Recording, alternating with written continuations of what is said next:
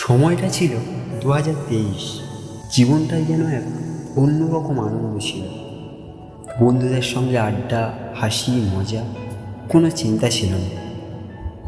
কিন্তু বুঝতেই পারলাম না কবে যে সময়টা উড়ে গেল। চোখের পলকে চলে এলো 2025।